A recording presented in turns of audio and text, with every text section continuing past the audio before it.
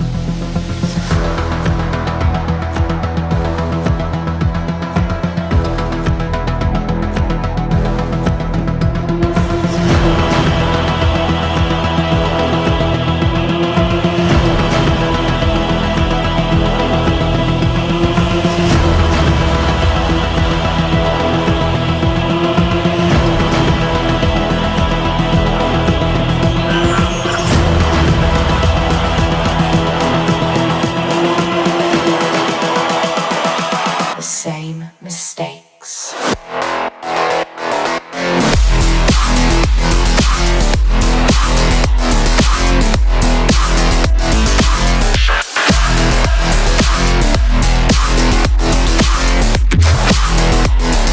I was programmed to beat you.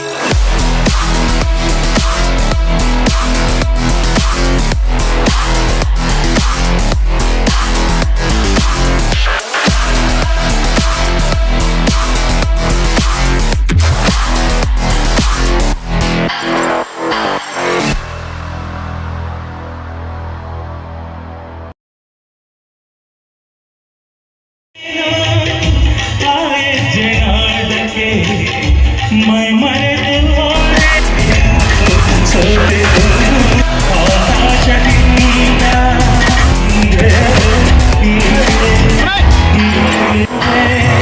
ಚಂದನ ಎಂದು ಮತ್ತೊಮ್ಮೆ ಎರಡು ಪರವಾಗಿ ಅಗಾಧವಾದ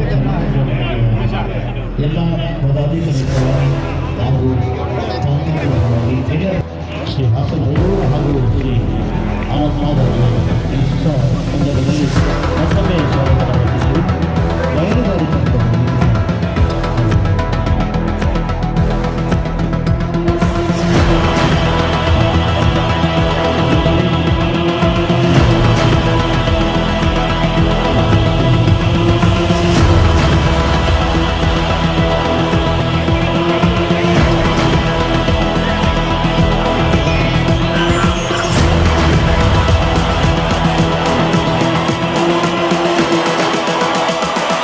The same mistakes.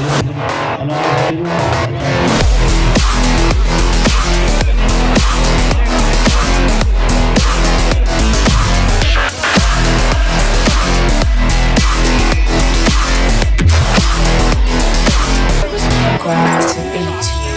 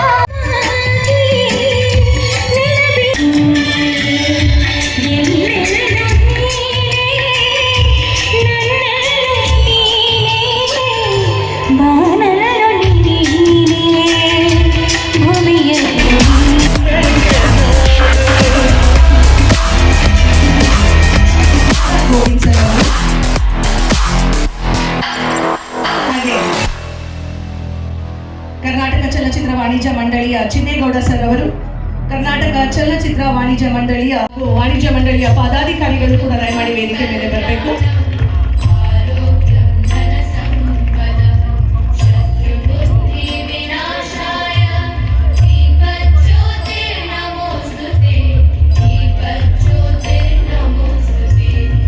ಸುವರ್ಣ ಕರ್ನಾಟಕದ ವಿತರಕರ ಸಂಘದ ಪದಾಧಿಕಾರಿಗಳು ದಯಮಾಡಿ ವೇದಿಕೆ ಮೇಲೆ ಬರಬೇಕು ಅಂತ ಕೇಳ್ಕೊಳ್ತಾ ಇದ್ದಾರೆ. ಅಧ್ಯಕ್ಷರು ದಯಮಾಡಿ ವೇದಿಕೆ ಮೇಲೆ ಬರಬೇಕು. ನಮಸ್ಕಾರ.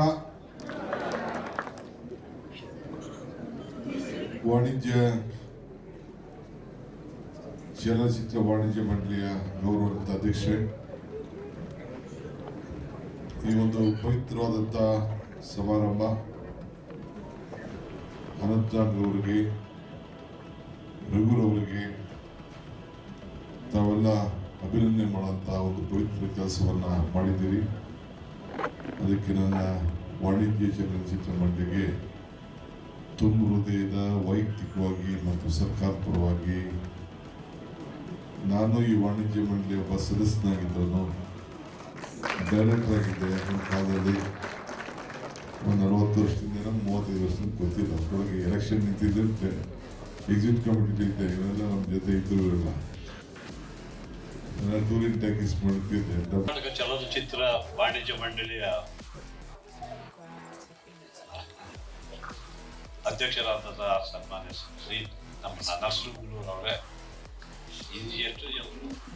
ಎಲ್ಲರೂ ಜನ ಅದೇ ಎಲ್ಲರೂ ಹೇಳುವ ಹಾಗೆ ಇದು ಸಿನಿಮಾ ಪ್ರಪಂಚ, ಇದು ಸಿನಿಮಾ ಕುಟುಂಬ. ಅದಕ್ಕೆ ಎಲ್ಲ ಹಿಂದಿನ ಪದಾಧಿಕಾರಿಗಳೇ ಮತ್ತು ನಮ್ಮ ಇಲ್ಲಿಗೆ ಬಂದ ಸಮಾಜ ಚಲನಚಿತ್ರ ರಂಗದ ಎಲ್ಲ ನನ್ನ ಅಣ್ಣ ತಮ್ಮಂದಿರು ಬಹಳ ಖುಷಿ ಆಗ್ತಾ ಇದೆ ತಮ್ಮೆಲ್ಲರ ಜೊತೆ ಒಂದು ಭೇಟಿ ಆಗೋದಕ್ಕೆ. ಒಂದು ಕಡೆ ಬಹಳ ಒಂಥರ ಇಮೋಷನಲ್ ಆಗೋ ಚಾನ್ಸಸ್ ಇದೆ ಇಂಥ ಸಂದರ್ಭದಲ್ಲಿ. ಎಲ್ಲರೂ ಎಷ್ಟು ಚೆನ್ನಾಗಿ ಮಾತಾಡಿದ್ರು ಅಂತ ಹೇಳಿದ್ರೆ ನನಗೆ ಎಲ್ಲರ ಕುರಿತು ಏನು ಹೇಳ್ತಾ ಹೋಗಿ ಅಂತ ಅನ್ಕೊಂಡು, ಇಷ್ಟು ಜನ ಮಾತಾಡಿದ್ರು ಇಷ್ಟು ಅಂತೂ ಅಂತ ಹೇಳಿಕೊಂಡು ಕಡೆಗೆ ಅದು ನೆಗೆಟಿವ್ ಪಾಸಿಟಿವ್ ಇಲ್ಲ ಅಂತ ಇರ್ತದೆ. ಅದಕ್ಕೆ ಯಾರು ಚಲನಚಿತ್ರ ರಂಗದವರೇ ಇದು ಕುಟುಂಬದವರಿಗೆ ಗೊತ್ತಿತ್ತು.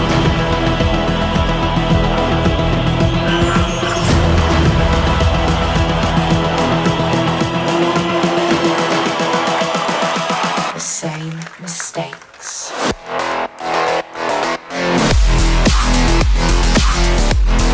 ಪದ್ಮಭೂಷಣ ಪ್ರಶಸ್ತಿ ಪುರಸ್ಕೃತರಾಗಿರುವಂತಹ ಶ್ರೀಯುತ ಅನಂತ್ ಸರ್ ಅವರಿಗೆ ಜೋರಾದ ಚಪ್ಪಾಳೆಯನ್ನು ಮಾಡಿದ್ದೇವೆ. ಚಿತ್ರರಂಗ ಹೊಸ ಯುವ ಮುಖಂಡರನ್ನ ವಹಿಸ್ತಾ ಇರುವಂತಹ ಕಾಲದಲ್ಲೂ ಕೂಡ ನಿಜವಾದ ಪ್ರತಿಭೆಯನ್ನ ಕಾಲಾತೀತ ಅನ್ನೋದನ್ನ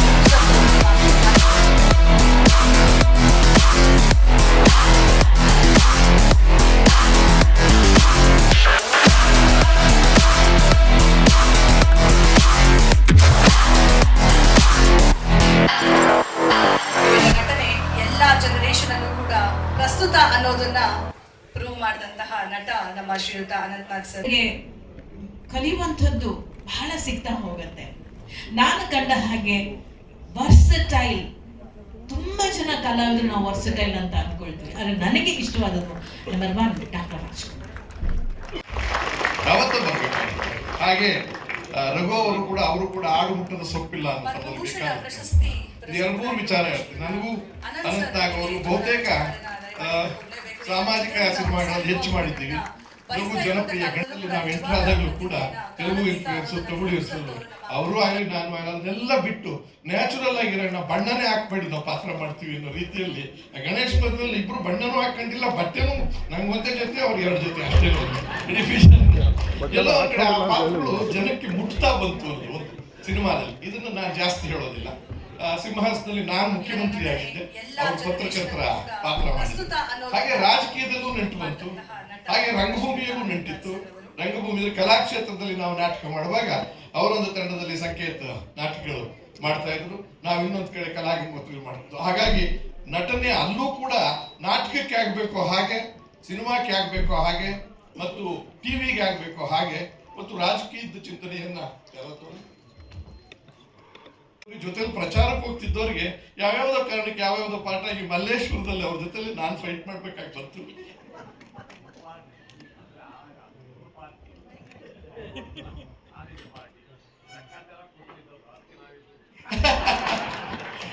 ಅಲ್ಲಿ ಅವರು ನನ್ನನ್ನು ಸೋಲಿಸಿ ಅವ್ರು ಗೆದ್ರು, ಮಂತ್ರಿ ಆದ್ರು. ನನಗೆ ಸಂತೋಷ ಇಲ್ಲ, ನಾನು ಮುಖ್ಯಮಂತ್ರಿ ಆಗೋಗಿದ್ದೆ. ಮುಖ್ಯಮಂತ್ರಿ ಪಟ್ಟ ಯಾಕೆ ಬೇಕಾಗಿದೆ, ಸದ್ಯ ಮುಖ್ಯಮಂತ್ರಿ ಪಟ್ಟ ಕಿತ್ಕೊಂಡಿಲ್ವಲ್ಲ ಅಂತ ಒಂದು ಸಂತೋಷ ಆಯ್ತು. ಇದರೊಳಗೆ ಯಾರ ಕೈಲೂ ಆಗೋದಿಲ್ಲ, ಕೊಟ್ಟವ್ರಿಗೂ ಕಿತ್ಕೊಳ್ಳೋಕ್ಕಾಗೋದಿಲ್ಲ. ಹಾಗಾಗಿ ದುರಾದೃಷ್ಟವಾದ ಬಲವಂತಕ್ಕೆ ಮತ್ತೊಂದು ಕಡೆ ಈ ಚುನಾವಣೆ ನಿಲ್ಬೇಕಾಗಿ ಬಂತು ಅವ್ರ ಮೇಲೇನೆ. ಈ ಚಾಮರಾಜಪೇಟೆಲ್ಲೇ SM ಕೃಷ್ಣ ಅಂತ ದಿಗ್ಗಜ ಮುಖ್ಯಮಂತ್ರಿಗೆ ನಾನು ನಿಂತೆ, ಅವರು ನಿಂತೆ, ಇಬ್ರು ಮಾತಾಡ್ಕೊಂಡು ಸೋತು. ಅವ್ರು ಗೆಲ್ಲಿ ಮುಖ್ಯಮಂತ್ರಿಗೆ ಅವಮಾನ ಆಗುತ್ತೆ. ಎಲ್ಲಾದ್ರೂ ಉಂಟೆ ಮುಖ್ಯಮಂತ್ರಿಗಳಿಗೆ ಅವಮಾನ ಆಗ್ಬಿಟ್ರೆ ಆಮೇಲೆ ನಾವಿಬ್ರು ಕಾಫಿ ಕುಡ್ಕೊಂಡೆ ಕ್ಯಾನ್ವಾಸ್ ಹೋಗ್ತಿದ್ದೋ ಒಟ್ಟೊಟ್ಟಿಗೆ ಯಾರ್ದೋ ಮನೇಲಿ. ಅಲ್ಲಲ್ಲಿ ಇದು ನಡೆದಂತ ಘಟನೆ ಇವೆಲ್ಲ ನೆನೆಸ್ಕೊಂಡಾಗ ಎಲ್ಲಿಂದ ಎಲ್ಲಿಗೆ ಹೇಗೆ ಹೋಗ್ತೀವಿ ಅಂತಕ್ಕಂಥದ್ದು ಬಹಳ ಸಂತೋಷ. ಒಂದು ಸಣ್ಣ ಘಟನೆ ಹೇಳಲೇಬೇಕು, ಅದು ಇದು ಇಷ್ಟು ತಿಳಿದು ಈಗ ಹೇಳೋದು. ಈ ಇವರಲ್ಲಿ ಹೇಗೆ ಅಂದ್ರೆ ಇಷ್ಟ ಇಲ್ಲದೆ ಇದ್ರೆ ಪಾತ್ರ ಮಾಡ್ಬೇಕಾದ್ರೆ ಬಹಳ ದ್ವೇಷ ಮಾಡೋದು. ಸಿಕ್ ಮಾಡ್ಕೊಳ್ಳೋದು. ಚಲಿಸಿದ ಸಾಗರ ಅಂತ ವಿಜಯ ರೆಡ್ಡಿ ಅವ್ರದ್ದು ಪಿಕ್ಚರ್ ಜ್ಞಾಪಕ ಇರ್ಬೇಕು ನಿಮಗೆ. ನೀವು ಹೀರೋ, ನಾನು ವಿಲನ್ನು, ಸುಂದರರಾಜ್ ವಿಲನ್, ನಾನು ಮೇನ್ ವಿಲನ್ನು, ಅವರು ಇನ್ನೊಬ್ರು ವಿಲನ್. ಅಲ್ಲಿ ಒಂದ್ಸರಿ ಶೂಟಿಂಗ್ ಹೋದೋ ಈ ಕಗ್ಲಿಪುರದ ಹತ್ರ. ನಾನು ಹೋಗ್ಬಿಟ್ಟು ಕೂತ್ಕೊಂಡು ಮೇಕಪ್ ಮಾಡ್ಕೊಂತ ಸುಂದರರಾಜ್ ಮಾಡ್ಕೊಂಡಿದ್ದ, ಇವ್ರು ಬಂದ್ರು. ಎಲ್ಲಿಂದ ಶುರು ಮಾಡಬೇಕು, ಎಲ್ಲಿ ನಿಲ್ಲಿಸಬೇಕು, ಯಾವುದನ್ನು ಮಾತ್ರ ಹೇಳಬೇಕು, ಇದೆಲ್ಲ ಪ್ರಶ್ನೆಗಳು ನನಗೆ ಕಾಡ್ತಾ ಇದೆ. ಮೊಟ್ಟ ಮೊದಲಿಗೆ ಅನಂತ್ ಅವರಿಗೆ ನನ್ನ ಹಾರ್ದಿಕ ಅಭಿನಂದನೆಗಳು, ಹಾಗೂ ಹಾಸನ್ ರಘು ಅವರಿಗೆ, ಅವ್ರ ಜೊತೆಯಲ್ಲೂ ನಾನು ಕೆಲಸ ಮಾಡಿದ್ದೇನೆ. 1978ರಲ್ಲಿ ನನ್ನ ಮತ್ತು ಅನಂತ್ ಅವರ ಒಡನಾಟ ನನಗೆ ಸಿಕ್ತು. ನನ್ನ ಜೀವನದಲ್ಲಿ ಅದು ಒಂದು ದೊಡ್ಡ ಟರ್ನಿಂಗ್ ಪಾಯಿಂಟ್. ಆವತ್ತಿನಿಂದ ಅವರ ಪ್ರೀತಿ, ವಿಶ್ವಾಸ ಇವತ್ತಿನವರೆಗೂ ಮುಂದುವರೆದಿದೆ. ಅವ್ರ ಜೊತೆಯಲ್ಲಿ ಹಲವಾರು ಚಿತ್ರಗಳಲ್ಲಿ, ಅದು ಒಳ್ಳೊಳ್ಳೆಯ ಚಿತ್ರಗಳು, ಅವ್ರ ಜೊತೆಯಲ್ಲಿ ಅಭಿನಯಿಸುವಂಥ ಅವಕಾಶ, ನಾಟಕಗಳಲ್ಲೂ ಅವ್ರ ಜೊತೆಯಲ್ಲಿ ಅಭಿನಯಿಸುವಂಥ ಅವಕಾಶ, ಜೊತೆಗೆ ಅವ್ರ ಜೊತೆಯಲ್ಲಿ ಕೆಲಸ ಮಾಡುವಂಥ ಕೆಲಸ, ಅದು ಕೂಡ ನನಗೆ ಸಿಕ್ಕಿತು. ಇದೆಲ್ಲವೂ ನನ್ನ ಸುಯೋಗ. ಇದಕ್ಕೆ ಕಾರಣ ನನ್ನ ಮನಸ್ಸಿನಲ್ಲಿ ಸದಾ ಸ್ಮರಣೆಯಲ್ಲಿರುವ ಶಂಕರ್ ನಾಗ್.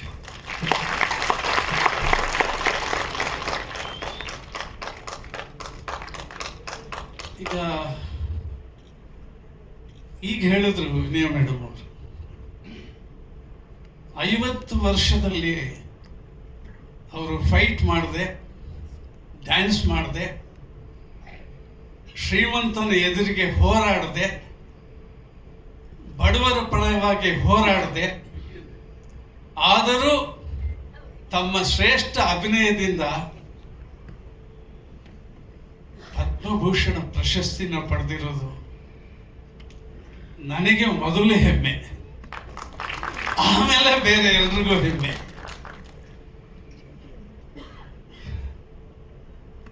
ಅವರ ಸೆಟ್ಟಲ್ಲಿ ಯಾವುದೇ ಪಾತ್ರಕ್ಕೂ ಪೂರ್ವ ತಯಾರಿ ಮಾಡ್ಕೊಳ್ತಾರ ಇಲ್ವಾ ಯಾವುದು ಗೊತ್ತಾಗ್ತಾ ಇರಲಿಲ್ಲ. ಆದರೆ ಶಾರ್ಟಲ್ಲಿ ಅಭಿನಯಿಸಿದ ಮೇಲೆ ನಮಗೆ ಗೊತ್ತಿಲ್ಲದ ಹಾಗೆ ಚಪ್ಪಾಳೆ ಹೊಡಿಬೇಕು ಅಂತ ಅನ್ಸೋದು, ಚಪ್ಪಾಳೆ ಹೊಡಿತಾ ಇದ್ವಿ. ಅದ ಅವರ ಕಾರ್ಯವೈಖರಿ. ಸ್ಕ್ರಿಪ್ಟ್ ಚೆನ್ನಾಗಿಲ್ದಿದ್ರೆ ಸೀನ್, ಸಂಗೀತಕಾರ ಅಂಡ್ ವಾಟ್ ನಾಟ್ ಎಲ್ಲವೂ ಅವರಾಗಿದ್ದಾರೆ. ಸುಮಾರು ಅವರ ಸಂಕಲ್ಪ ಚಿತ್ರದಿಂದ ನಾನು ಅವ್ರನ್ನ ನೋಡಿದ್ದೀನಿ. ನನ್ನ ನಾಟಕಗಳನ್ನು ಅವರು ನೋಡಿದ್ದಾರೆ, ಅವರ ನಾಟಕಗಳನ್ನ ನಾನು ನೋಡಿದ್ದೀನಿ. ಆಗ್ಲಿಂದಲೂ ಪರಿಚಯ. ಮತ್ತೆ ಏನಂದ್ರೆ ಒಂದು ಗಳಿಗೆಯಲ್ಲಿ ಇದ್ದಂಥ ಮನುಷ್ಯ ಇನ್ನೊಂದು ಗಳಿಗೆಯಲ್ಲಿ ಇರ್ತಾ ಇರಲಿಲ್ಲ ಅವ್ರಿಗೆ. ತುಂಬ ಚಂಚಲ ಸ್ವಭಾವ. ಏನಂತೀರ ಗಾಯತ್ರಿ ಅವರೇ? ಹಾಗಿದ್ರು. ಆದರೆ ಅವರು ಪಾತ್ರದಲ್ಲಿ ಲೀನವಾಗೋದನ್ನ ನೋಡ್ತಾ ಇದ್ರೆ ಹಬ್ಬ ಅನ್ಸೋದು. ಎಷ್ಟೋ ಸಲ ಲೋಕೇಶ್ ಅಂತ ಕಲಾವಿದರ ಹೆಂಡತಿಯಾಗಿದ್ರು ಸಹಿತ ಯಾರು ನಿಮ್ಮ ಮೆಚ್ಚಿನ ನಟ ಅಂದಾಗ ನಾನು ಹೇಳಿದ್ದೀನಿ, ಅನಂತ್ ನಾಗ್ ಅವರು ನನ್ನ ಮೆಚ್ಚಿನ ನಟ ಅಂತ. ಅವರ ಕಣ್ಣನಿನ ಅಭಿನಯ ಇದೆಯಲ್ಲ, ಅದಂತೂ ಸಾಧ್ಯನೇ ಇಲ್ಲ. ಅವರ ಎಲ್ಲ ಚಿತ್ರಗಳನ್ನು ನೀವು ನೋಡಿದ್ದೀರಾ, ಆನಂದ ಪಟ್ಟಿದ್ದೀರಾ. ಎಷ್ಟು ಜನ ಆಗಿನ ಕಾಲದಲ್ಲಿ ಹೆಂಗಸರು 75-80 ಸಮಯದಲ್ಲಿ ಅಂತೂ ಎಲ್ಲರೂ ಅನಂತ್ ನಾಗ್ ಅಂತ ಇದ್ರು. ಸೊ ಅಂಥ ಒಂದು ಕಲಾವಿದ ನಮ್ಮ ಕನ್ನಡ ಚಿತ್ರರಂಗಕ್ಕೆ ದೊರಕಿದ್ದು ನಮ್ಮೆಲ್ಲರ ಒಂದು ಭಾಗ್ಯ ಅಂತ ಅನ್ಕೋತೀನಿ.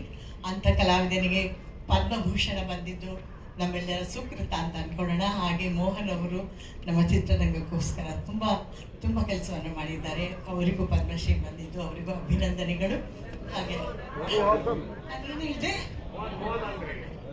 ಹಾಸನ್ ರಘು ಅವ್ರಿಗೆ ಅಯ್ಯೋ ಮರ್ತಾಯ್ತು, ವಯಸ್ಸಾಯ್ತು, ಕ್ಷಮಿಸ್ಬಿಡಿ. ಸೊ ಇವೆಲ್ಲ ಕಲಾವಿದರು ಬಂದು ಅವರನ್ನು ಗೌರವಿಸ್ತಾ ಇರೋದಕ್ಕೆ ನಿಮಗೆ ಮೊದಲು ನಾವು ಧನ್ಯವಾದಗಳನ್ನು ಅರ್ಪಿಸಬೇಕು. ನಮಸ್ಕಾರ. ಬಹಳ ಸಂತೋಷದ ವಿಷಯ ಇದೆ ನಮಗೆ. ಇದರ ಅನುಭವ ನಾವು ನಿಮ್ಮ ಜೊತೆಯಲ್ಲಿ ಸಾಗಿದ ಪಯಣದಲ್ಲಿ ನಮಗೆ ಗೊತ್ತದು ಎಷ್ಟು ಸಂತೋಷ ತಂದಿದೆ ಅಂತ. ಹಾಸನ್ಗೌರೇ, ನಿಮಗೂ ಅಭಿನಂದನೆಗಳು. ಅನಂತವ್ರ ಬಗ್ಗೆ ಮಾತಾಡಿಸೋ ದೊಡ್ಡವನಲ್ಲ, ಅವ್ರ ಜೊತೆಯಲ್ಲಿ ಕಳೆದಂಥ ಕೆಲವು ಎಳೆಗಳು, ಕಲಿತಂಥ ಪಾಠಗಳು, ಆ ಅನುಭವಗಳನ್ನ ಹಂಚ್ಕೋಬೋದು ಅಷ್ಟೇ. ನಾನು ಇನ್ನೂ ಚಿತ್ರರಂಗಕ್ಕೂ ಬಂದಿರಲಿಲ್ಲ, ನಾಟಕ ರಂಗದಲ್ಲೂ ಇರಲಿಲ್ಲ. ಬಟ್ ಸಿನಿಮಾ ನೋಡೋ ಹುಚ್ಚಿತ್ತು. ಆಗ ಆನಂದ್ಜಿಯವರ ಅನೇಕ ಸಿನಿಮಾಗಳು ನೋಡಿದ್ದೆ. ನಮ್ಮ ಶಾನ್ ಬಂಗಾಲ್ ನಿರ್ದೇಶನದ್ದು, MS ಸತ್ಯವರ ನಿರ್ದೇಶನದಲ್ಲಿ. ಆಗಲೇ ನಾನು ಅವರ ಅಭಿಮಾನಿ ಆಗಿದ್ದೆ. ನಾನು ಯಾವತ್ತೂ ಕನಸು ಮನಸ್ಸಲ್ಲೂ ಅಂದ್ಕೊಂಡಿಲ್ಲ ಒಂದು ದಿವಸ ನಾನು ಅನಂತ್ನಾಗ್ ಅವ್ರು ಭೇಟಿ ಆಗ್ತೀನಿ, ಅವ್ರ ಜೊತೆ ಕೆಲಸ ಮಾಡ್ತೀನಿ ಅನ್ನೋದು ಯಾವತ್ತೂ ಅಂದ್ಕೊಂಡಿರಲಿಲ್ಲ. ಆಕಸ್ಮಿಕವಾಗಿ ನಾಟಕ ರಂಗಕ್ಕೆ ಬಂದೆ. ನಾಟಕದಲ್ಲಿ ಕೆಲಸ ಮಾಡ್ತಾ ಇದ್ದೆ. ಅಲ್ಲಿ ಶಂಕರ್ ಅವ್ರ ಪರಿಚಯ ಆಯಿತು, ಅರುಂಧತಿ ಅವ್ರ ಪರಿಚಯ ಆಯಿತು. ಒಂದು ದಿನ ಸಡನ್ ಆಗಿ ಒಂದು ನಾಟಕ ಹಾಕ್ಕೊಂಡ್ರು. ಆ ನಾಟಕದಲ್ಲಿ ಅನಂತ್ ಅವ್ರ ಪಾತ್ರ ಮಾಡ್ತಿದ್ದಾರೆ ಅಂತ ಹೇಳಿದಾಗ ನನಗೆ ತುಂಬ ಹತ್ರ ಆಯಿತು. ಓಹ್, ಇಷ್ಟು ಹತ್ತಿರದಿಂದ ಅನಂತ್ ಅವ್ರು ನೋಡೋ ಭಾಗ್ಯ ಸಿಗುತ್ತಲ್ಲ ನನಗೆ ಅಂತೇಳಿ ತುಂಬ ಸಂತೋಷಪಟ್ಟೆ. ಕಾಯ್ತಾ ಇದ್ದೆ ಅದು ಯಾವಾಗ ಬರ್ತಾರೆ ರಿಹರ್ಸಲ್, ಯಾವತ್ತು ಬರ್ತಾರೆ ಅಂತ. ಅವತ್ತು ಇಡೀ ದಿನ ಕಾದ್ವಿ, ಬರಲಿಲ್ಲ. ಕೇಳಿದ್ದಕ್ಕೆ ಇಲ್ಲೆಲ್ಲ ಅವ್ರು ಬಾಂಬೆಯಲ್ಲಿದ್ದಾರೆ, ನಾಳೆ ಬರ್ತಾರೆ ಅಂದರು. ಈಗ ಒಂದು 2 ದಿವಸ ಕಾದ ಮೇಲೆ ಅನಂತವ್ರು ಬಂದರು. ಬಂದಾಗ ಸೈಡ್ ವಿಂಗಲ್ಲಿ ನಿಂತ್ಕೊಂಡು ಅವ್ರ ಅಭಿನಯನ ಅವ್ರು ಮಾಡ್ತಾ ಇರ್ತಕ್ಕಂಥ ಎಲ್ಲ ಅಬ್ಸರ್ವ್ ಮಾಡ್ತಾ ಕಲಿತಾ ಬಂದೆ, ನಾನು ನೋಡ್ತಾ ಬಂದೆ. ಆದರೂ ಅವ್ರು ಮಾತಾಡ್ಸೋ ಧೈರ್ಯ ಆಗಿಲ್ಲ. ನನ್ನ ಸ್ನೇಹಿತರು ರಮೇಶ್ ಭಟ್ ಅವರು, ಕಾಶಿ ಅವರು, ಜಗದೀಶ್ ಮಲ್ಲೋಡ್ ಅವರೆಲ್ಲ ಹತ್ರವಾಗಿದ್ರು, ಮಾತಾಡಿಸ್ತಾ ಇದ್ರು. ಅವರು ಮಾತಾಡ್ಸೋದ್ರು, ನನಗೆ ಮಾತಾಡ್ಸೋ ಧೈರ್ಯ ಆಗಿಲ್ಲ. ಯಾಕೆಂದ್ರೆ ನಾನು ಅವ್ರನ್ನ ಪರದೆ ಮೇಲೆ ನೋಡಿ ಅದನ್ನು ಕಂಡಂಥ ಅನುಭವ ಇದೆಯಲ್ಲ, ಆ ಅನುಭವ ಗಾಢವಾಗಿ ಮನಸ್ಸಲ್ಲಿ ಕೂತಿತ್ತು. ಅವ್ರ ಬಗ್ಗೆ ಅಷ್ಟೊಂದು ಎತ್ತರವಾದ ಒಂದು ಗೌರವ ಇತ್ತು, ಮರ್ಯಾದೆ ಇತ್ತು. ಹಾಗಾಗಿ ಮಾತಾಡ್ಸೋಕೆ ಹೋಗಿರಲಿಲ್ಲ. ಇದೇ ರೀತಿ ನಡಿಬೇಕಾದ್ರೆ ಇನ್ನೊಂದು ದಿವಸ ರಿಹರ್ಸಲ್ ಬೇಕಾದ್ರೆ ನಾನು ಕಲಾಕ್ಷೇತ್ರದಲ್ಲಿ ಸ್ಕೂಟರ್ ಬಂದೆ. ಅನಂತ್ಜಿ ಅವ್ರ ಕಾರು ಬಂತು. ಸರಿ, ನಾನು ಸ್ಕೂಟರ್ ಹಿಡಿದ್ಬಿಟ್ಟು ಸರಿ ಅನಂತ್ಜಿ ಅವ್ರು ಒಳಗೆ ಹೋಗಿ ಅಂದ್ಬಿಟ್ಟು ನಾನು ಸೈಡಲ್ಲಿ ನಿಂತ್ಕೊಂಡೆ. ಅವ್ರು ಅಡ್ಡ ಹೋಗೋದು ಬೇಡ ಅಂತ. ಅವ್ರು ಹೋಗ್ತಾ ಇದ್ರು ನಿಂತ್ಬಿಟ್ಟು, ಯಾಕೆ ರಿಹರ್ಸಲ್ ಇಲ್ವಾ? ಇದೆ ಸರ್. ಬನ್ನಿ ಮತ್ತೆ ಅಂದರು. The ice broke that day. ಆವತ್ತು ಸ್ವಲ್ಪ ನನಗೆ ಸಲೀಸಾಯಿತು. ಇಲ್ಲ, ಮಾತಾಡಿಸ್ತಾರೆ, ತೊಂದರೆ ಇಲ್ಲ ಅಂತೇಳಿ. ಹಾಗೆ ನಾಟಕದಲ್ಲಿ ಅವ್ರ ಜೊತೆ ಅಭಿನಯಿಸಿದೆ. ನಾನು ಬ್ಯಾಕ್ ಸ್ಟೇಜ್ ಕೆಲಸ ಅದು ಇದು ಮಾಡ್ತಾ ಇದ್ದೆ. ನೋಡಿ ಸಾಕತ್ತು ಕಲಿತೆ.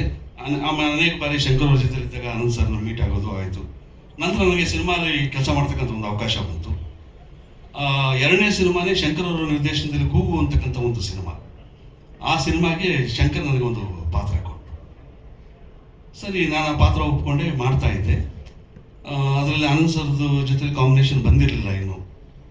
ಒಂದು ದಿವಸ ಒಂದು ಚೌಲ್ಟ್ರಿಯಲ್ಲಿ ಒಂದು ಇಂಟ್ರಾಗೇಷನ್ ಸೀನು, ಅನಂತ್ ಅವರು ಇನ್ಸ್ಪೆಕ್ಟರ್ ಪಾತ್ರ ಮಾಡಿದ್ರು, ನಾನೊಬ್ಬ ರೆಬಲ್ ಯುವಕ. ಅದರಲ್ಲಿ ಇಂಟ್ರಾಗೇಷನ್ ಕೆ ವಿ ರಾಜ್ ಅವರು ಡೈಲಾಗ್ ಕೊಟ್ಟರು. ರಮೇಶ್ ಭಟ್ ಅವರು ಇದ್ರು ಸರ್. ಕೆ ವಿ ರಾಜ್ ಅವರು ಡೈಲಾಗ್ ಕೊಟ್ಟರು. ನಾನು ಡೈಲಾಗ್ ಎಲ್ಲ ನೋಡಿದೆ. ಎದುರುಗಡೆ ಕಾಂಬಿನೇಷನ್ ಅನಂತ್ ಅವ್ರದ್ದಿತ್ತು. ಸರ್, ಈ scene emotion scene Anant sir ಜೊತೆ ಹೆಂಗೆ ಸರ್ ಮಾಡೋದು ಅಂತ. ಅವ್ರು ಕೆ ವಿ ರಾಜ್ ಅವ್ರು ಗೊತ್ತಲ್ಲ ನಿಮಗೆ, ನೀನು ಕೇಳ್ತಾ ನೀನು ಮಾಡೇ ಅಂತ. ಸರಿ ಆಯಿತು ಅಂತ ಹೇಗೋ ಧೈರ್ಯ ಮಾಡಿ ಉಸಿರು ಕಟ್ಕೊಂಡು ಮಾಡ್ತಾ ಇದ್ದೆ. ಅನಂತ್ ಸರ್ ಬಂದರು. ಸರಿ, ರಿಹರ್ಸಲ್ ಆಯಿತು, ಎಲ್ಲ ಆಯಿತು. ಒಂದೇ ಶಾರ್ಟಲ್ಲಿ ಟೇಕ್ ಮುಗೀತು. ಟೇಕ್ ಮುಗಿದ ಕೂಡಲೇ ಎಲ್ಲಿ ಹೇಗೆ ದೊಡ್ಡವರಾಗ್ತಾರೆ ಅನ್ನೋದಕ್ಕೆ ಒಂದು ಉದಾಹರಣೆ ಇದೆ ಅಷ್ಟೇ. ಟೇಕ್ ಮುಗಿದ ಕೂಡಲೇ ಅನಂತವ್ರು ಬಂದು ನನ್ನ ತಗೊಂಡು ಬೆನ್ನು ತಟ್ಬಿಟ್ಟು ಯಾರನ್ನ ಆ್ಯಕ್ಟ್ರೆಸ್ಸೇ ಅಂದರು. ಆವತ್ತು ನನಗೆ ಒಂದು ನಂಬಿಕೆ ಬಂತು, ನಾನು ಈ ಚಿತ್ರರಂಗದಲ್ಲಿ ಬೆಳೀಬೋದು, ಒಬ್ಬ ನಟ ಆಗ್ಬೋದು. ಯಾಕಂದರೆ ನಾನು ಅವರ ಅಭಿನಯನ ಅಷ್ಟು ಎತ್ತರದಲ್ಲಿ ನೋಡೋದು. ಅವರ ಮಾತು ಹೇಳಿದಾಗ ನನಗೆ ತುಂಬಾ ಧೈರ್ಯ ಬಂತು, ಮುಂದುವರಿಬೋದು ನಾನು ಈ ಚಿತ್ರರಂಗದಲ್ಲಿ ಅಂತ. ಆನಂತರ ಅನೇಕ ಅನುಭವಗಳಾಗಿದೆ. ಅನಂತರ ಜೊತೆ ಸಾಕಷ್ಟು ಕಾಲ ಕಳೆದಿದ್ದೀವಿ. ಅವ್ರ ಜೊತೆ ಶೂಟಿಂಗ್ ಮುಗಿದ್ಮೇಲೆ ಜೊತೆ ಕೂತ್ಕೊಂಡು ಹಾಡಲ್ಲಿ ಕೇಳಿದ್ದೀವಿ, ಮಾಡಿದ್ದೀವಿ ಎಲ್ಲ. ನೀವೆಲ್ಲ ಹೇಳಿದಾಗೆ ಆಗಲೇ ಅನೇಕ ಅನುಭವಗಳಿದೆ. ಒಂದು ಉದಾಹರಣೆ ಒಂದು ಹೇಳ್ತೀನಿ ನಾನು. ದಿನೇಶ್ ಬಾಬು ಅವರ ಚಿತ್ರ ಮಡಿಕೇರಿಯಲ್ಲಿ ಶೂಟಿಂಗ್ ಮಾಡ್ತಾ ಇದ್ದೀವಿ. ಒಂದು ಆಗಲೇ ಒಂದು ಸುಮಾರು 10 ದಿನ ಶೂಟಿಂಗ್ ಮಾಡಿದ್ವಿ. ಒಂದು ಸಾಂಗ್ ಸನ್ನಿವೇಶ, ಸಾಂಗ್ನ ಕಂಪೋಸ್ ಮಾಡ್ತಿದ್ದಾರೆ ಎಲ್ಲರೂ, ಮಾಸ್ಟ್ರು ಎಲ್ಲ ಕಂಪೋಸ್ ಮಾಡ್ತಿದ್ದಾರೆ. ಅನಂಜಿ ಬಂದು ಕಾರ್ ಹಿಡಿದ್ರು. ಬಂದು ನಾನು ಕೂತಿದ್ದೆ, ಪಕ್ಕದಲ್ಲಿ ನಿಂತ್ಕೊಂಡಿದ್ರು. ಏನು ಮಾಡ್ತಿದ್ದಾರೆ ಇವರು ದೇವರಾಜ್ ಸಾಂಗ್ ಕಂಪೋಸ್ ಮಾಡ್ತೀನಿ ಅಂತ ನಿಂತ್ಕೊಂಡೆ ನಾನು. ಸಾಂಗ್ ಕಂಪೋಸ್ ಮಾಡ್ತೀನಿ. ಸಾಂಗ ಯಾರು ಡ್ಯಾನ್ಸ್ ಮಾಡೋರು ಯಾರು? ನಾನು ವಿಲನ್, ನಾನು ಡ್ಯಾನ್ಸ್ ಮಾಡೋರು ಯಾರು ಹೋದ್ರು. ನಾನೇನು ಉತ್ತರ ಕೊಡೋದು ಅವ್ರಿಗೆ. ಸರ್ ಅಲ್ಲ ಸರ್, ನಿಮಗೆ ಸಾಂಗ್ ಅನ್ಸುತ್ತೆ ಅದು. ಹೌದಾ? ಓಕೆ ನಾಗೇಶ್ ಅವರಪ್ಪನ ಕರೀರಿ. ಅವ್ರು ಬಂದರು. ಆ ಸಾಂಗಲ್ಲಿ ಪದಗಳು, ಈ ಆಲಾಪನೆಯಲ್ಲಿ ಅಂತೇನೋ ಬರ್ತಾವಲ್ಲ ಆ ಥರದ ಆಲಾಪನೆ ಇತ್ತು. ಬನ್ನಿ ಲಕ್ಷ್ಮೀ ಬಾಬುರಲ್ಲಿ ಇದೇನು ಓದಿ ಅಂತ ಅವನು ಏನು ಅರ್ಥ ಆಗ್ತದೆ ಅವನು ಸರ್ ಅರ್ಥ ಅದು ಇಲ್ಲ ಅರ್ಥ ಗೊತ್ತಿಲ್ಲ ನಾನು ಹೆಂಗೆ ಅಭಿನಯಿಸೋದು ನನಗೆ ಪದಕ್ಕೆ ಅರ್ಥ ಗೊತ್ತಿರೋ ಮಾತ್ರ ನಾನು ಅಭಿನಯಿಸಕ್ಕೆ ಸಾಧ್ಯ ಇಲ್ಲ ಅಭಿನಯಿಸಕ್ಕೆ ಸಾಧ್ಯ ಇಲ್ಲ ಅಂದರು. ಅವನು ಸರ್ ನಿಮ್ಮ ಶಬ್ದಕ್ಕೆ ದಿನೇಶ್ ಬಾಬು ಕರ್ಕೊಂಬಂದ. ದಿನೇಶ್ ಬಾಬು ಮೊದಲೇ ತಮಿಳು ಕನ್ನಡ ಬರಲ್ಲ. ಅವನು ಬಂದ ಅನಂಜಿ ಅನಂಜಿ ಅನಂಜಿ ಅಂತ. What is meaning of this? No meaning, only expression expression. No, without word there is no expression. Okay, there has to be some meaning. No, what expression I can't give any expression for this. ಅಂತ ಹೀಗೆ ಒಂದು 3/4 ಗಂಟೆ ನಡೀತು ವಾರ. ಅದು ಕೊನೆಗೆ ಅನಂತರು ಒಂದು ಮಾತು ಹೇಳಿದ್ರು, ಅಲ್ಲ ರೀ ಅಸೋಸಿಯೇಟ್ ಡೈರೆಕ್ಟ್ರಿಗೆ ಅರ್ಥ ಆಗೋತ್ತಿಲ್ಲ, ಡೈರೆಕ್ಟ್ರಿಗೆ ಅರ್ಥ ಆಗೋತ್ತಿಲ್ಲ, ಕ್ಯಾಮ್ರಾಮನ್ಗೆ ಅರ್ಥ ಆಗೋತ್ತಿಲ್ಲ, ಕೊರಿಯೋಗ್ರಾಫರ್ಗೆ ಅರ್ಥ ಆಗೋತ್ತಿಲ್ಲ, ನಾನು ನಡ್ಸೋಕೆ ಮುಟ್ಟಾಳ ಅನ್ರಿ.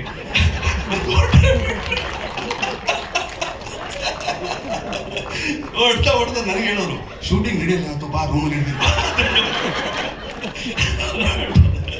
ಈ ಥರದ ಅನೇಕ ಅನುಭವಗಳು ಎಲ್ರಿಗೂ ಆಗಿರುತ್ತೆ. ನೀವು ನಮಗೆ ಸ್ಫೂರ್ತಿಯಾಗಿರಬೇಕು, ನಿಮ್ಮನ್ನು ನೋಡಿ ನಾವು ಕಲಿಬೇಕು ಅಂತ ಆಶಿಸ್ತೀವಿ. ನಾವು ನಮ್ಮ ಚಿತ್ರರಂಗದ ವೃತ್ತಿಪರತೆ ಅಲ್ಲದೆ ವೈಯಕ್ತಿಕವಾಗಿ ನೀವು ನಮ್ಮನ್ನು ಬಹಳ ಪ್ರೀತಿಸಿದ್ದೀರಾ. ನಾವು ಬಹಳ ಜೀವನದಲ್ಲಿ ಸಮಯದಲ್ಲಿ ತುಂಬ ಸಹಾಯಗಳು ಮಾಡಿದ್ದೀರಾ, ಹೆಲ್ಪ್ ಮಾಡಿದ್ದೀರಾ. ಅದೆಲ್ಲ ನನಗೆ ಮಾತ್ರ ಗೊತ್ತು. ಅದು ಎಲ್ಲದಕ್ಕೂ ನಾನು ನಿಮಗೆ ಧನ್ಯವಾದ ಹೇಳೋಕ್ಕೆ ಇಷ್ಟಪಡ್ತೀನಿ. Thank you Gayatri. ನೀವು ಇದೇ ರೀತಿ ಇನ್ನೂ ಮುಂದಕ್ಕೆ ನಮಗೆ ಸ್ಫೂರ್ತಿಯಾಗಿ ಇರಬೇಕು. ಅನೇಕ ನಮ್ಮ ರಮೇಶ್ ಭಟ್ ಅವರು ಹೇಳಿದಾಗೆ ಬಾಬಾ ಸಾಹೇಬ್ ಫಾಲ್ಕೆ ಪ್ರಶಸ್ತಿ ಮೊನ್ನೆ ಒಂದು ಅನೌನ್ಸ್ಮೆಂಟ್ ಬಂತು. ಆವತ್ತು ನಾನು ಸುಮಾರು ಡಿಸ್ಕಸ್ ಮಾಡಿದೆ, ಇದು ಯಾಕೆ ಹೀಗಾಗ್ತಿದೆಯಲ್ಲ ಅವು. ಯಾಕಂದರೆ ಇವರು ಪ್ರತಿಭೆ ನೋಡಿದ್ದೀವಿ ನಾವು. ಇವರು ಪ್ರತಿಭೆ ಯಾವ ಮಟ್ಟಕ್ಕಿದೆ ಅಂದರೆ ಆ ಪ್ರಶಸ್ತಿಗಳ ಯಾವತ್ತೂ ಬರಬೇಕಾಯ್ತು. ನೀವು ಅದು ನೋಡೋಣ, ಅದು ಬರುತ್ತೆ, ಯಾವತ್ತೊಂದು ದಿವಸ ಬಂದೇ ಬರುತ್ತೆ ಅದು. Thank you. ಯಾವತ್ತೂ ನಮಗೆ ಸ್ಫೂರ್ತಿಯಾಗಿರಿ ಮನಸ್ಸಿಗೆ. ಹಾಸನ್ ರಘು ಅವರೇ, ನಿಮಗೂ ಅಭಿನಂದನೆಗಳು. ನಿಮ್ಮ ಜೊತೆಯಲ್ಲೂ ಸಾಕಷ್ಟು ಕೆಲಸ ಮಾಡಿದ್ದೀನಿ ನಾನು ಹೊಸದಾಗಿ ಬಂದಾಗ ನಾನು ಇನ್ನೂ ಆಗ್ತಾನೆ ಫೈಟಲ್ಲಿ ಕಲಿತಾ ಇದ್ದೆ. ಅಂಥ ಟೈಮಲ್ಲಿ ನೀವು ನನಗೆ ಸಾಕಷ್ಟು ಎಲ್ಲ ಹೇಳಿಕೊಟ್ಟು ಎಲ್ಲ ಮಾಡಿದ್ದೀರಾ. ನಿಮಗೂ ತುಂಬ ಅಭಿನಂದನೆಗಳು. ನಿಮ್ಮ ನೋಡಿ ಇವತ್ತು ಭಾಳ ಸಂತೋಷ ಆಯಿತು. ಭಾಳ ವರ್ಷಗಳಾದ್ಮೇಲೆ ನೋಡ್ತಾ ಇದ್ದೀನಿ ನಿಮ್ಮನ್ನು. Good evening. Thank you. ಇಟ್ಕೊಳ್ಳಿ, ಕೊನೆಗೆ ಅದರ ಅರ್ಥ ಹೇಳ್ತೀನಿ.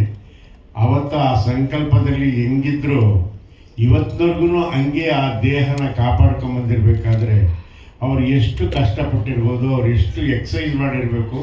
ಆ ಎಕ್ಸಸೈಸ್ ಗೊತ್ತಿರೋದು ನನ್ನೊಬ್ಬರಿಗೆ, ನನ್ನ ಅನುಭವದಲ್ಲಿ ಹೇಳ್ತೀನಿ, ಸತ್ಯವಾದ ಕೊನೆಗೆ ಹೇಳ್ತೀನಿ. ಅದನ್ನು ಇದಾದ ನಂತರ ನಾನು ಮಾಡಿದ್ರೆ ಹೀರೋ ಆಗ್ಬಿಡ್ತಾ ಇದ್ದೆ ಅಂದ್ಬಿಟ್ಟು ಅದಕ್ಕೋಸ್ಕರ ಮಾಡಲಿಲ್ಲ. ಯಾಕೆಂದರೆ ಅದಕ್ಕೋಸ್ಕರ ನಾನು ಹೇಳ್ತೀನಿ. ಇನ್ನೊಂದು ಏನು ಅಂತಂತಂದರೆ, ನಾನು ಅನಂತಣ್ಣನ ಫಸ್ಟ್ ನೋಡಿದ್ದು 77ನೇ ಇಸ್ವಿ. ನಿರ್ಮಾಪಕರು ಬಂದು ಭಕ್ತವತ್ಸಲ ಭಕ್ತವತ್ಸಲ ಮೋಲಾರಂಗಪ್ಪ ಅವರ ಮಗ ಸತ್ಯು MS ಸತ್ಯು ಬಂದ್ಬಿಟ್ಟು ಅದರ ನಿರ್ದೇಶಕರು. ಸಂಭಾಷಣೆ ಬರೆದಿದ್ವಿ. ಅವ್ರನ್ನ ನೋಡಿದೆ ನಾನು. ನನಗೆ ಶಾಂತಾರಾಮ್ ನೋಡಿದೆ. ನಾನು ಅವರು ಒಂದೇ ಫ್ಯಾಕ್ಟ್ರಿ ಕೆಲಸ ಮಾಡ್ತಾಯಿದ್ವಿ. ಅದ್ರ ಜೊತೆಲಿ ಧೀರೇಂದ್ರ ಗೋಪಾಲ್ ಇದ್ದ. ಅವನು ನನ್ನ ಹೈಸ್ಕೂಲ್ ಸೆಕೆಂಡ್ ಇಯರಿಂದ ಕ್ಲಾಸ್ಮೇಟ್. ಹಾಗಾಗಿ ಅನಂತಣ್ಣನ ನಾನು ಒಬ್ಬ ಕನ್ನೇಶ್ವರ ರಾಮನಿಂದ ನಾನು ನೋಡ್ತಾ ಇದ್ದೀನಿ. ಹಾಗಾಗಿ ನಾನು ಅದರಲ್ಲಿ ಒಬ್ಬ ಸಹಾಯಕ ನಿರ್ದೇಶನಾಗಿ ಕೆಲಸ ಮಾಡಿದ್ದೀನಿ ಅಂತ ಹೇಳ್ಕೊಳ್ಳೋದಕ್ಕೆ ನನಗೆ ಅತ್ಯಂತ ಹೆಮ್ಮೆ ಮತ್ತು ಖುಷಿ ಅಂತ ಅನಿಸುತ್ತೆ. ಎಲ್ಲರೂ ಮಾತಾಡಿದ್ರು ಅನಂತಣ್ಣನ ಬಗ್ಗೆ. ನಾನು ಒಂದೇ ಒಂದು ಮಾತಾಡ್ತೀನಿ, ಜಾಸ್ತಿ ಇವತ್ತು ಮಾತಾಡಲ್ಲ. ಒಂದು ಸಿನಿಮಾದಲ್ಲಿ ಚಾಲೆಂಜ್ ಗೋಪಾಲಕೃಷ್ಣ ಅಂತ ನಾನು ಅನಂತಣ್ಣ ಮಾಡುವಂಥ ಒಂದು ಯೋಗ ಸಿಕ್ತು. ಹೋದಾಗ ಎಲ್ಲ ಕೂತ್ಕೊಂಡು ಇಡ್ಲಿ ಕೊಟ್ಟರು, ವಡೆ ಕೊಡಲಿಲ್ಲ. ವಡೆ ಇಲ್ವಾ ಅಂದಿದ ತಕ್ಷಣವೇ ಏನಾಯಿತು ಅಂತಂದರೆ, ಇಲ್ಲ ವಡೆ ಇಲ್ಲ. ಸರಿ ಎಲ್ಲ ಆಯಿತು. ತಿಂಡಿ ತಿಂದು ಶಾರ್ಟಿಗೆ ಬಂದಿದ ತಕ್ಷಣ ನನ್ನ ಅತ್ಯಂತ ಆತ್ಮೀಯವಾಗಿ ಕರಿತಾ ಇರೋವಂಥ ಜೀವ ಅದು ದೊಡ್ಡ ಬಾಯಿಲಿ. ಏನಣ್ಣ? ಏನಿಲ್ಲ, ವಡೆ ಇಲ್ವಂತೆ. ನನ್ನ ಮಗ, ನೀನು ಟೇಕ್ ಒನ್ ಆರ್ಟಿಸ್ಟು, ಹುಷಾರು, ನೋಡ್ಪಾಟ್ ಮಾಡುವಾಗ ಅಷ್ಟೇ ಹೇಳಿದ್ದು. ಅದೇನಾಯಿತು ಅಂತಂದರೆ, ಅವಾಗ 400 ಮ್ಯಾಗ್ಝೈನು ಟೇಕ್ 8, ಟೇಕ್ 9, ಟೇಕ್ 10, 11 ಹಿಂಗೆ ಆಗಕ್ಕೆ ಶುರುವಾಯಿತು. ಕೊನೆಗೇನಾದರೂ ಅವ್ರು ಎಲ್ಲೋ ಇದ್ರು, ಪಾಪ ಬಂದರು. ಅವರು ಒಂದು ವಡೆಲು ಉಡ್ಸೋಕೆ ಹೋಗಿ ಎತ್ತೋ ಲಾಭ ಅಟ್ಲೇ ಪೋಯ ಅನ್ನಂಗೆ ಆಗಿ ಕೊನೆ ನಾಟಕ ಅವ್ರು ಬಾಯ್ ಪಡ್ಕೊಳ್ಳೋದು. ಅದಕ್ಕೆ ನನ್ನೇನು ಕೇಳಬೇಡಿ ಸರ್, ಅನಂತಣ್ಣನ ಕೇಳಿದ್ರೆ ಸರ್ ನನಗೆ ಧೈರ್ಯ ಇಲ್ಲ ಸರ್ ಅವ್ರನ್ನ ಕೇಳೋಕ್ಕೆ. ಪಾಪ ನಿರ್ಮಾಪಕರು ಇವತ್ತು ಇಲ್ಲ, ಬೇಡ. ಆದರೆ ಈ ಥರದ್ದು ಎಷ್ಟೋ ಅನುಭವಗಳು ನಮಗಾಗಿದ್ದಾವೆ. ಅನಂತಣ್ಣ ಯಾರನ್ನು ಯಾವತ್ತೂ ಸಹಿತ ಯಾರ ಮೇಲೂ ಕೋಪ ಮಾಡ್ಕೊಂಡಂಥ ವ್ಯಕ್ತಿ ಅಲ್ಲ. ಇನ್ನೊಂದು ಅನುಭವ ಹೇಳ್ಬಿಡ್ತೀನಿ. ನನ್ನ ಜೊತೆಲಿ ಸುಧೀರ ಅಂತ, ಸುಧೀರ್ ಭಾಳ ಒಳ್ಳೆ ಆರ್ಟಿಸ್ಟು. ಅವ್ರನ್ನ ಇವರು ಮರಾಠಿ ಒಳಗೆ ಬಾಯಿಗೆ ಬಂದಂಗೆಲ್ಲ ಬೈಯೋರು. ತುಂಬ ಹೆಲ್ತಿ ಕಾಂಪಿಟೇಷನ್ ಇತ್ತು. ಒಂದು ಕುಟುಂಬ ಅಂದರೆ ಕುಟುಂಬನೇ. ಡಾಕ್ಟರ್ ರಾಜ್ಕುಮಾರ್ ಅವರು ಹೇಳಿದಂಗೆ ಚಿತ್ರ ಕುಟುಂಬ ಅಂದರೆ ನಾವೆಲ್ಲ ಚಿತ್ರ ಕುಟುಂಬನೇ, ಅಣ್ಣ ತಮ್ಮಂದ್ರು ಥರ ಇರ್ತಾ ಇದ್ವಿ. ಅಲ್ಲಿ ಯಾವುದೇ ಕಾರಣಕ್ಕೂ ಈಗೋಗೆ ಹತ್ರನೇ ಬಿಟ್ಕೊಂತಿರ್ಲಿಲ್ಲ. ಗರ್ಭಗುಡಿಯಿಂದ ಈಶ್ವರ ಎಷ್ಟು ದೂರ ಕೂರಿಸಿರ್ತಾನಲ್ಲ ರಂಜಿನ, ಹಂಗೆ ಬಿಟ್ಕೊಳ್ತಾ ಇದ್ವಿ. ಹಾಗಾಗಿ ಇನ್ನೊಂದು ವಿಷಯ ಹೇಳಬೇಕು. ಅಲ್ಲಿ ಏನಾಯಿತು ಅಂದರೆ ಅಶೋಕ್ ಹೋಟೆಲ್ಗೆ ಶೂಟಿಂಗ್ ಇತ್ತು. ನಾನು ಮೇಕಪ್ ಹಾಕೊಂಡಿದ್ದೆ, ಇವ್ರು ಮೇಕಪ್ ನಾನು ಮೇಕಪ್ ಹಾಕೊಂಡಿರಲಿಲ್ಲ. ಇನ್ನು ಭಾರ್ಗವ್ ಅವ್ರ ನಿರ್ದೇಶನ. ಅವ್ರು ಹೇಳಿದ್ರು ಬರೋದು ಮಧ್ಯಾಹ್ನ 2 ಗಂಟೆ ಮೇಲೆ ಬರುತ್ತೆ ನೀನು ಅಂತ.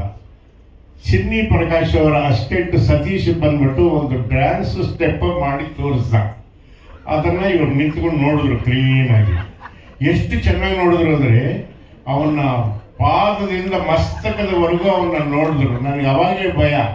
ಏಕೆಂದರೆ ವಿಶ್ವಾಮಿತ್ರನ ಕಣ್ಣಲ್ಲಿ ಪಾತ್ರ ಮಾಡುವಂಥ ಒಂದು ಕಲೆ ಇರುವಂಥ ಪಕ್ಷ ಎಲ್ಲಿ ಅಗದು ನುಗ್ಗಿಬಿಡ್ತಾರೋ ಎಲ್ಲಾಡ್ಕೆ ಥರ. ಆಮೇಲೆ ಎಲ್ಲಾಯಿತು, ಅವನ್ನ ಕರೆದ್ರ ಹತ್ರಕ್ಕೆ, ಇದನ್ನು ಯಾರೋ ಮಾಡೋದು ನೀವು ಅಲ್ಲ. ಹಂಗಂದಿದ್ರೆ ಏ ಭಾಡ್ಯ ಇವರೇ ಆದರು. ಯಾರು? ಸುಧೀರ್ನ. ಅವ್ರು ಹಿಂದ್ಗಡೆ ಇದ್ದೋದ, ದೊಡ್ಡ ಬಾರು ಓದಿ. ಅಶೋಕ ಹೋಟ್ಲು ನಮ್ದಲ್ಲ ತಪ್ಪು. ಬಾರ್ ಸೆಕ್ಷನ್ ಇತ್ತು, ಓದ್ವಿ, ಕೂತ್ಕೊಂಡ್ವಿ. ನೀನು ಕುಡಿಯೋದು ಇಲ್ಲ, ನಾನು ಯಾವತ್ತೂ ಕುಡಿದಿಲ್ಲ, ದಯವಿಟ್ಟು ನಾನು ಕುಡಿಯಲ್ಲ ಅಂದ ಅವನು. ನನಗೆ ಅಣ್ಣ ಕೊಟ್ಟಲ್ಲ, ಯಾರು ಕೊಟ್ಟರು ಅಂತ ಏನಾದ್ರು ಭಾರ್ಗವ ಬಾಬಿ, ನನ್ನ ಪ್ರೀತಿಯ ಬಾಬಿ ಕೇಳಿದ್ರೆ ಅನಂತಣ್ಣ ತೋರಿಸಿದ್ರಾಯ್ತು. ನಮ್ಗೆ ಯಾವುದಾದ್ರೂ ಆಸರೆಗೆ ಒಂದು ಕೋಲ್ ಬೇಕಾಗಿತ್ತು ಅಷ್ಟೇ. ಅನಂತಣ್ಣ ಇದ್ರು ಆಸರೆಗೆ. ಹಂಗಾಗಿ ಸಾಕಷ್ಟು ಮಧ್ಯಾಹ್ನದವರೆಗೂ ಕುಡಿದ್ವಿ. ಆಮೇಲೆ ಮನೆಗೆ ಹೋದ್ವಿ. ಆಮೇಲೆ ಅವತ್ತಿಂದ ಡ್ಯಾನ್ಸ್ ಇದ್ದಂಗಾಯಿತು. ಇದು ಕತೆ.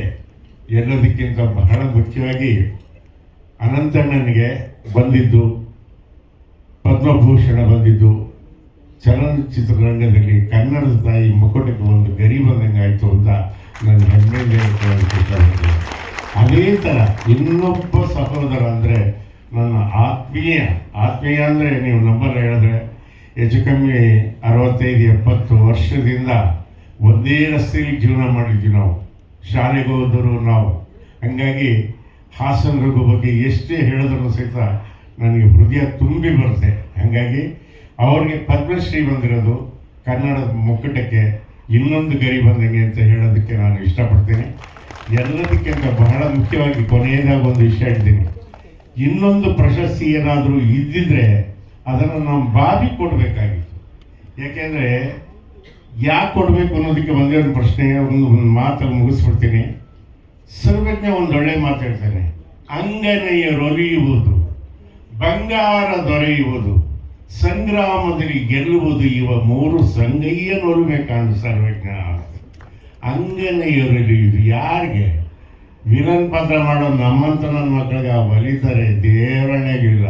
ಅನಂತಣ್ಣನ ನೋಡ್ರಿ, ಡೈ ಹಾಕೊಂಡ್ರಿ. ಇವತ್ತೂ ಅನಂತನಾಗರ್ ಕಟ್ಟೆ ಇದ್ದಂಗೆ ಇದ್ದಾರೆ. ಹಂಗಾಗಿ ಅವ್ರದ್ದು ಏನು ಅಂತಂತಂದರೆ ನಾನು ನೋಡಿದ ಮಟ್ಟಿಗೆ ಎಷ್ಟು ಚೆನ್ನಾಗಿ ಅವ್ರ ಆರೋಗ್ಯನ ಕಾಪಾಡ್ಕೊಂಡಿದ್ದಾರೆ. ಕೊನೆಗೆ ಹೇಳ್ತೀನಿ ಅಂತಿದ್ದೆ, ಆ ಸಮಯ ಬಂತು ಹೇಳ್ತೀನಿ. ಕೊನೆ ಅಂತಂದ್ರೆ ಏನು ಅಂದರೆ ಇಲ್ಲಿಂದ ಅಲ್ಲಿವರೆಗೂ ದೊಡ್ಡದಾಗಿ ಒಂದು ಜಾಗ.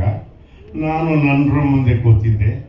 ಅಣ್ಣ ಓಡಾಡ್ತಾಯಿದ್ರು, ಕ್ಲೀನಾಗಿ ವಾಕಿಂಗ್ ಮಾಡ್ತಾಯಿದ್ದಾರೆ. ಶೂಟಿಂಗ್ ಮುಗಿಸಿ 7 ಗಂಟೆಗೆ ಜಯ ಜಗದೀಶ್ ಪಿಕ್ಚರು ಯಾವುದು ಅಂತ ಗೊತ್ತಿಲ್ಲ, ಪಾತ್ರ ಮಾಡ್ತೀವಿ ಅಷ್ಟೇ, ಗೊತ್ತಿರಲ್ಲ ಹೆಸರು. ಹಾಗಾಗಿ ಓಡಾಡ್ತಾಯಿದ್ರು. ಓಡಾಡ್ತಾ ಏನು ಅನಂತಣ್ಣ ಹಿಂಗೆ ಓಡಾಡ್ತಾರೆ, ಅಲ್ಲಿ ಏನೋ ಮುಚ್ಚಿಟ್ಟಿದ್ದಾರಲ್ಲ ಅಂತ ಹೋಗಿ ಅವರೆಲ್ಲೋ ಕೆಳಗಡೆ ಹೋದಾಗ ನಾವು ಅಪ್ಸ್ಟೇರಲ್ಲಿದ್ವಿ. ಹೋಗಿ ನೋಡಿದೆ. ಅಣ್ಣನ ಫೇವ್ರೇಟ್ ಡ್ರಿಂಕ್ಸ್ ಅಂದರೆ ಪೀಟರ್ ಸ್ಕಾಟ್. ಅದು ಯಾಕೋ ಏನೋ ಬೋಳಿ ಮಗ ನನಗೆ ಅದನ್ನು ಪೀಟರ್ ಸ್ಕಾಟ್ ಬಾಟಲ್ ನೋಡಿದ್ರೆ ಅನಂತಣ್ಣನೇ ಕಣ್ಣು ಮುಂದೆ ಅವರೇ ನನಗೆ. ಅದು ಯಾಕೋ ಏನೋ ಗೊತ್ತಿಲ್ಲ. ಹಾಗಾಗಿ ಬಾಬಿ ಪರ್ಮಿಷನ್ ತಗೊಂಡು ನಾನು ತಗೊಂಬಂದಿದ್ದೀನಿ ಒಂದು ಕೊಡೋಣ ಅಂತ. ಏಕೆಂದರೆ 50 ವರ್ಷದ ಹಿಂದೆ ಕಲೆಕ್ಟ್ ಮಾಡಿರೋರು. ಹಾಗಾಗಿ ಇನ್ನೊಂದು ಅವ್ರಿಗೆ ಯಾಕೆ ಪ್ರಶಸ್ತಿ ಕೊಡಬೇಕು ಅಂದರೆ ಇಂಥ ಒಬ್ಬ ಸುಂದರನ ಕಾಯೋದಿದೆಯಲ್ರಿ, ಅವ್ರಿಗೆ ಅಟ್ಲೀಸ್ಟ್ ಒಂದು ಕರ್ನಾಟಕ ರಾಜ್ಯೋತ್ಸವ ಪ್ರಶಸ್ತಿ ಕೊಡಬೇಕು ಅನ್ನೋದೇ ನಮ್ಮೆಲ್ಲರ ಶುಭ ಹಾರೈಕೆ. ನಮ್ಮ ಮಾತನ್ನು ನೀವು ಕೇಳಿದ್ದಕ್ಕೆ ಅತ್ಯಂತ ಧನ್ಯವಾದಗಳು. ಒಳ್ಳೆಯದಾಗಿ. ನಮಸ್ಕಾರ. ಸ್ವರ್ಣ ಸಂಸಾರ ಗೋಲ್ಮಾಲ್ ರಾಧಾಕೃಷ್ಣ ಬಲೆ ಚಿತ್ರ ಮಾಡ್ತಾ ಇರುವಾಗ ಶಂಕರ್ ನಾಗ್ ಅವರ ಹತ್ರ ಒಂದು ಸಾಂಗ್ ಡಿಸ್ಕಸ್ ನಡೀತಾ ಇದೆ. ನಿಮ್ಮ ಥರನೇ ಅವರು ಡ್ಯಾನ್ಸ್ ಅಂದ್ರೆ ಅಷ್ಟು ಇಷ್ಟಪಡಲ್ಲ. ನಾನು ಆಂಧ್ರದಿಂದ ಬಂದವರಾಗಿದ್ದರಿಂದ ಸ್ವಲ್ಪ ರಿದಮಿಕ್ಕಾಗಿ ಮಾಡಿಸ್ಕೊಂಡಿದ್ದ ಸಾಂಗು. ಶಂಕರ್ ನಾಗ್ ಅವರು ನಿಮ್ಮ ಥರನೇ ಹೇಳಿದ್ರು, ಮಾಡಬೇಕಲ್ಲಮ್ಮ ಅಂತ ಹೇಳಿದ್ರು. ಹಾಂ, ನಾನು ಮಾಡ್ತೇನೆ. ನೆಕ್ಸ್ಟ್ ಮಾಡ್ತಾ ಇದ್ದಲ್ವಾ ಗೋಲ್ಮಾಲ್ ರಾಧಾಕೃಷ್ಣ, ಮಾಡಿಸ್ತೇನೆ ಅಂದರು. ನೀವು ನೋಡೋಣ ಆಮೇಲೆ ಅಂತ ಹೇಳಿದ್ದೀನಿ ನಾನು. ಗೋಲ್ಮಾಲ್ ರಾಧಾಕೃಷ್ಣದಲ್ಲಿ ಅನಂತ್ ಅವರು ಯಾವ ರೀತಿ ಡ್ಯಾನ್ಸ್ ಮಾಡಿದಾರೋ ಸಿನಿಮಾ ನೋಡಿದ್ರೆ ಎಲ್ಲರಿಗೂ ಗೊತ್ತು. ತುಂಬ ಅದ್ಭುತವಾಗಿ ಡ್ಯಾನ್ಸ್ ಮಾಡಿದ್ದಾರೆ. ಹೌದಲ್ಲ ಅನಂತವ್ರೆ? ಅದೇ ಹೇಳಿದ್ದೀನಿ, ಎಲ್ಲರ ಅನುಭವಕ್ಕಿಂತ ನನ್ನ ಅನುಭವ ಸಪರೇಟ್ ಆಗಿದೆ. ನನ್ನ ಮೊದಲನೇ ಬ್ಯಾನರ್ ಶ್ರೀದೇವಿ ಪಿಕ್ಚರ್ಸ್, ಆ ಚಿತ್ರದ ಕಥಾನಾಯಕ ಅನಂತನಾಗ್ ಅವರು. ಅವರಿಂದ ಪ್ರಾರಂಭ ಆದಂಥ ನನ್ನ ಶ್ರೀ ಅನಂತ್ಜಿ, ನೀವು ಅದ್ಭುತವಾದಂಥ ಮಾಯ ಕನ್ನಡಿ. ಯಾರಿಗೆ ಹೆಂಗೆ ಕಾಣಬೇಕು ಹಂಗೆ ಕಾಣ್ತೀರಿ ನೀವು. ಚಿದಂಬರ ಶೆಟ್ಟಿ ಅವ್ರಿಗೆ ಯಾವ ರೀತಿ ಕಾಣಿಸ್ಕೋಬೇಕು ಆ ರೀತಿ ಕಾಣಿಸ್ಕೊಂಡಿದ್ರಿ. ಸಾಯಿ ಪ್ರಕಾಶ್ಗೆ ಯಾವ ರೀತಿ ಕಾಣಿಸ್ಬೇಕು ಆ ರೀತಿ ಕಾಣಿಸ್ಕೊಂಡಿದ್ರಿ ನೀವು. ಯಾವತ್ತೂ ಅನಂತನಾಗ್ ಅವರು ನಮ್ಮ ಸೆಟ್ನಲ್ಲಿ ಸಿಟ್ಟು ಮಾಡಿಕೊಂಡಿದ್ದೇ ಇಲ್ಲ ಯಾವತ್ತೂ. ಅಂದರೆ ನಿಮ್ಮ ಮಾಯಾ ಕನ್ನಡಿಯಲ್ಲಿ ನನಗೊಂದು ಒಳ್ಳೆ ಸ್ಥಾನ ಕೊಟ್ಟಿದ್ದೀರಿ ನೀವು. ಯಥಾ ರಾಜ ತಥಾ ಪ್ರಜಾ ಅಂತಾರಲ್ವಾ, ನಾವು ಯಾವ ರೀತಿ ಬಿಹೇವ್ ಮಾಡ್ತೀವೋ ನೀವು ಅದೇ ರೀತಿ ನಮ್ಮನ್ನು ಆಶೀರ್ವಾದ ಮಾಡ್ತಾರೆ. ನನ್ನ ಜೊತೆಯಲ್ಲಿ 8 ಸಿನಿಮಾ ನಿಮ್ಮ ಜೊತೆಲಿ 8 ಸಿನಿಮಾ ನಾನು ನಿರ್ದೇಶನ ಮಾಡಿದ್ದೀನಿ. ಮೇ ಬಿ ಹೈಯೆಸ್ಟ್ ನಿರ್ದೇಶನ ನಾನೇ ಆಗಿರಬೇಕು. ಯಾವತ್ತು ಅನಂತವ್ರನಿಂದ ಒಂದು ಶಾರ್ಟ್ ಲೇಟ್ ಆಗಲಿ కానీ ಒಂದು ಕಷ್ಟ ಆಗಲಿ కానీ ನಮಗೆ ಯಾವತ್ತು ಬಂದಿಲ್ಲ. ಆತಂಕ ಮಾಡುವಾಗ ಮಾತ್ರ, ಯಾಕಂದ್ರೆ ನಿಮ್ಮ ಪ್ರಿನ್ಸಿಪಲ್ಸ್ ಗೊತ್ತು, ನಿಮ್ಮ ಸೈಕಾಲಜಿ ಗೊತ್ತು, ನಿಮ್ಮ ಬಿಹೇವಿಯರ್ ಗೊತ್ತು. ಪೂಜೆ ಮಾಡುವಾಗ ಅನಂತವ್ರನ್ನ ಒಂದು ರಿಕ್ವೆಸ್ಟ್ ಮಾಡಿದ್ದೀನಿ ನಾನು, ಸರ್ ನೀವು ಕೋಆಪ್ರೇಟ್ ಮಾಡಿದ್ರೆ ಈ ಸಿನಿಮಾಗೆ ಅವಾರ್ಡ್ ಬರುತ್ತೆ ಅಂತ ಹೇಳಿದ್ದೀನಿ ನಾನು. ಅದೇಂಗೆ ಅಂದ್ರೆ ಅವರು ಶಾರ್ಟ್ ರೆಡಿ ಅಂತ ನೀವು ಕೇಳಬಾರ್ದು ಸರ್ ಅಂತ ಕೇಳ್ಕೊಂಡಿದ್ದೀನಿ ನಾನು ಅಷ್ಟೇ. ಜನರಲಾಗಿ ಯಾವ ಕಳೆಯೋದಾದ್ರೂ ಮೇಕಪ್ ಮಾಡಿದ ಮೇಲೆ ಶಾರ್ಟಿಗೆ ಕರೀಲಿಲ್ಲ ಅಂದರೆ ಹಾವಾಗ್ಬಿಡ್ತಾರೆ. ಎಷ್ಟೊತ್ತು ಮೇಕಪ್ ಮಾಡಿ ಕೂತ್ಕೊಳ್ಳೋದು. ಇಷ್ಟೊತ್ತು ಕೇಳಿದ್ರು ನಾವು ಡ್ಯಾನ್ಸ್ ಇಷ್ಟ ಇಲ್ಲ ಅನಂತವರು ಬಾಂಬೆ ಹೋಗೋದು ಅಂತ ಹೇಳಿದ್ದಾರೆ, ಫೈಟ್ ಇಲ್ಲ ಅಂದರೆ ಎಲ್ಲೋ ಹೋಗಿದ್ದಾರೆ ಅಂತ ಹೇಳಿದ್ದಾರೆ. ಯಾಕೋ ಗೊತ್ತಿಲ್ಲ ಅವ್ರ ಮನಸ್ಸಲ್ಲಿ ಈ ಕೋಆಪರೇಟಿವ್ ನಾಟ್ ಆ ಚಿತ್ರಕ್ಕೆ ಆ ವರ್ಷ 7 ಅವಾರ್ಡ್ ಪಡೆದಿದ್ದೀವಿ ನಾವು ನಿಮ್ಮ ಸಹಕಾರದಿಂದ ಮಾತ್ರ. ಜಾನಿಲ್ಲ photography, editor Narsayya award, story screen play direction, ಅಷ್ಟು ಮೆಟೀರಿಯಲ್ ಇರುತ್ತೆ. ಬಟ್ ಇದು ಇಷ್ಟು ಸಾಕಂತ ನನಗೆ ಅನಿಸ್ತು.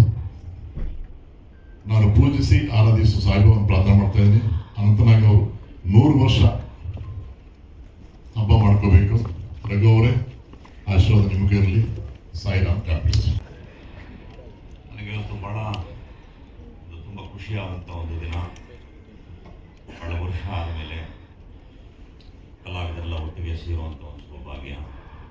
ಯಾಕೋ ಗೊತ್ತಿಲ್ಲ, ಇತ್ತೀಚೆಗೆ ಒಬ್ಬೊಬ್ಬರ ಮಕ್ಕಳು ಕಾಣ್ತಿರಲಿಲ್ಲ, ಎಲ್ಲೋದೆ ಅಂತ ಗೊತ್ತಿರಲಿಲ್ಲ. ಈಗ ಅಟ್ಲೀಸ್ಟ್ ಸ್ಟಾರ್ಟ್ ಮಾಡಿದೆ chamber. Thank you so much. Anantnag ಅವ್ರ ಬಗ್ಗೆ ಅನೇಕ ವಿಷಯಗಳನ್ನ ತಮಾಷೆಯಾಗಿ ಭಾಳ ಚೆನ್ನಾಗಿ ಹೇಳಿದ್ರು. ಕೇಳೋಕ್ಕೆ ಒಂದು ಖುಷಿ. ಅದೇ ನನಗಾಗಿರೋ ಅನುಭವ ಬಹುಶಃ ಯಾರಿಗೂ ಆಗಿಲ್ಲ ಅಂತ ನಾನು.